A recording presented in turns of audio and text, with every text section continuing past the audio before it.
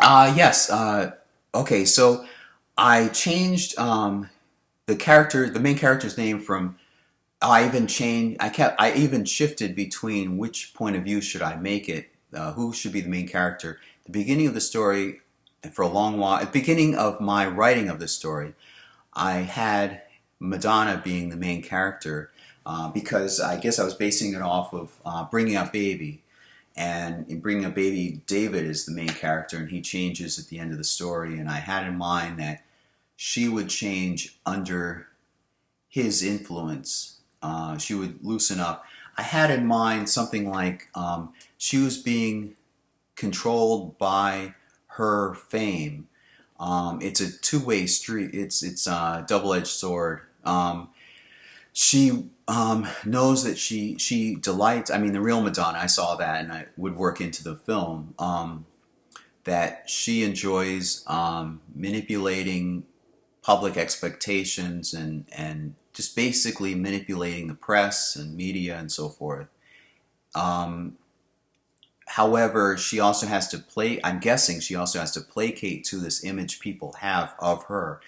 And again, that plays into the theme of illusion and don't be fooled by what you see necessarily, and what's hiding underneath, and what's again what's underneath, and who's the real Madonna. If you really met her, not this public persona, but just met her. Um, it also kind of hints at the movie Breakfast at Tiffany's. This this theme of somebody's true identity hiding under shells of public personae. Um, so I originally had his name being Jacob, named after, I think I had him Jacob Robespierre. It was a French allusion in the 1998 screenplay I submitted. Um, this thing with the French Revolution um, and class war, not class warfare, but like class clash and undoing the hierarchy. You're at the low tier, you're at the middle tier, you're at the high tier, you're at royalty tier, and so forth. So I named Jacob after the Jacobians. But here I changed it from Jake to Joe, short for Joseph. I imagined in the end of Genesis, the character of Joseph is one of 12 sons born to Jacob. And they leave him, they want to get rid of him because they were jealous, or, well, yeah, I guess people interpret it as they were jealous of him. He could interpret dreams and interpret future events. So they make it so that they think he's dead. They tell their father he's dead, and the father grieves. He gets taken in by merchants, and he becomes a servant to a family. And then the wife cries. The wife maneuvers it to get him thrown in jail. So then he interprets he interprets a dream of one of the jail keepers. So he comes before that impresses the jailkeeper. The jailkeeper takes him before Pharaoh, who's imagine he's the slave who's been put in prison. Now he's meeting the Pharaoh of Egypt, and so then he interprets the Pharaoh's dreams, and it saves Egypt. And the Pharaoh gives him a new name, which is a Hebrew name, but it's like revealer of secrets is what the name actually literally translates as, something like that. I wondered, what if Joseph and Pharaoh had a deeper personal relationship that they had formed? So I wondered about Madonna and Joe forming this relationship, and I that's where I added in Joe interpreting this recurring bothersome dream that Madonna has, and Madonna keeps denying, oh, it's not, I'm not bothered, it's just a stupid dream. Um, and Joe notices some things in the dream that really say that she's um, wanting some human connection. Again, I don't know Madonna in real life. I've never lived in that kind of lifestyle at all.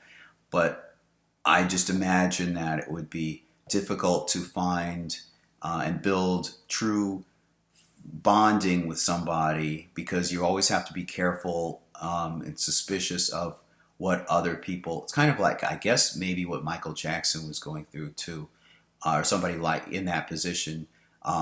You're suspicious whether other people really want to be your friend or whether they're doing it because of your high status. So, so I imagined this fictional Madonna in my screenplay, not saying necessarily the real one, but the fictional story in the screenplay would kind of be closed off and like her guard put up around other people. But underneath that, she would be longing to open up or befriend somebody, and that comes in through the dream. And I had a number of songs in mind, like one of them is Union of the Snake by Duran Duran.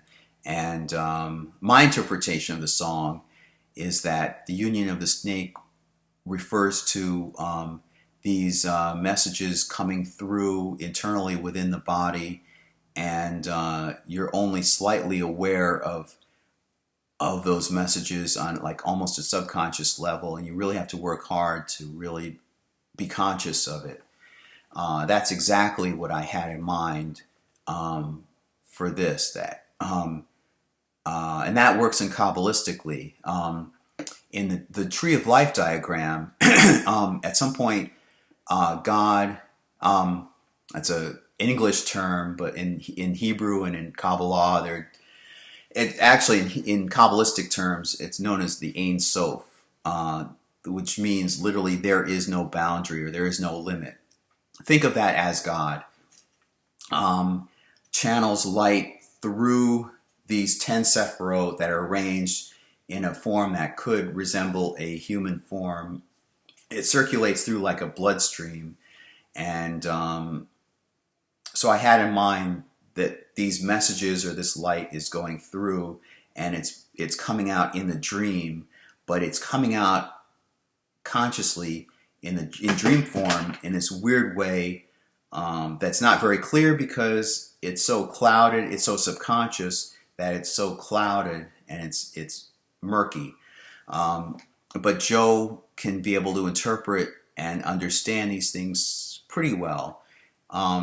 So she denies it. She thinks it's she passes it off as just a silly dream, recurring dream. And so that song Union of the Snake was one of those songs I wanted in there.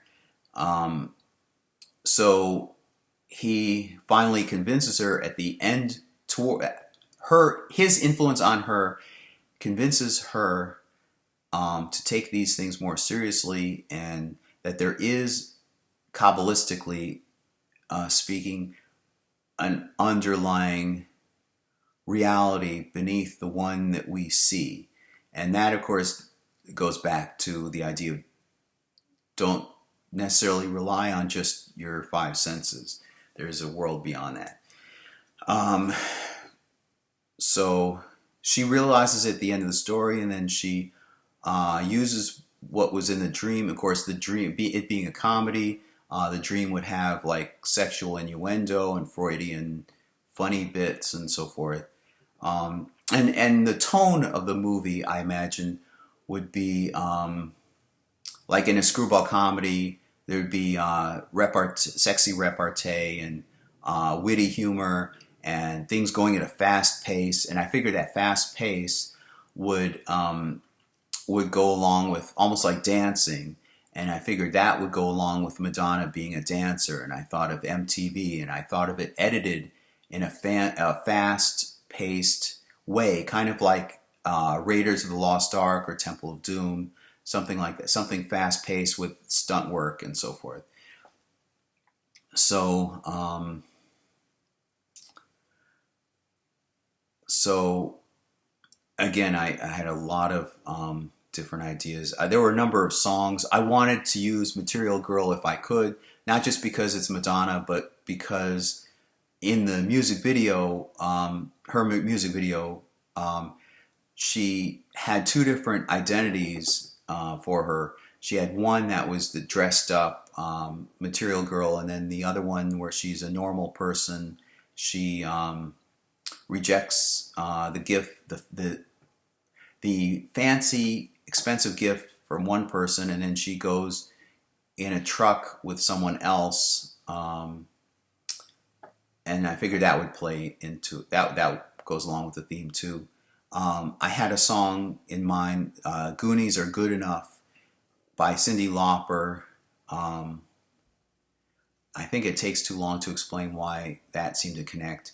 There were some movies that seemed to resemble themes I wanted to put into the movie.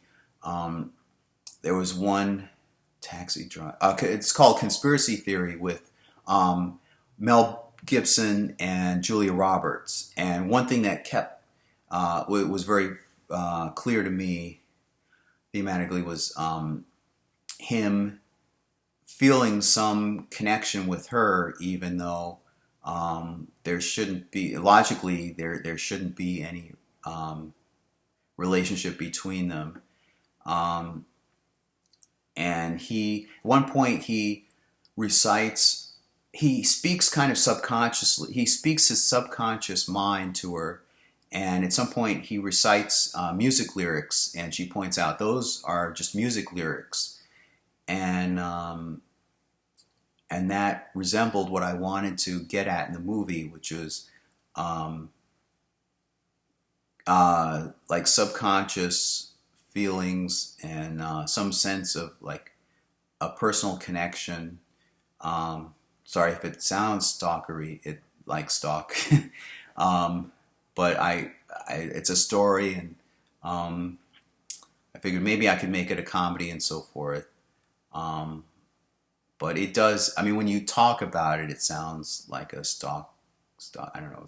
It was a crush I had, and anyway. So actually, in real life, I had written the last letter, I guess, of all the different things I wanted to share with her. That was about 2017. I sent my last letter, and that's it. And I really don't have anything more. That's it. Sometime I'll talk about my lonely night life and in terms of relationships. Haven't had a girlfriend.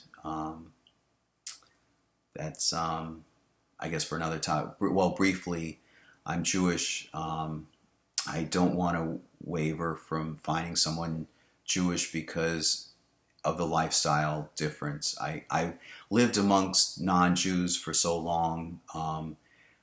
My mom was Jewish. It's just very different. Non-Jewish. I want someone Jewish because Jewish life, the Jewish religion, Jewish family lifestyle is involves family so much. Like I imagine as a child, I imagined having a child, and then the child would have a bar mitzvah. And in the Jewish religion, if the mother is Jewish, the child automatically is Jewish. And I guess I will continue where I left off in the next video. Thanks.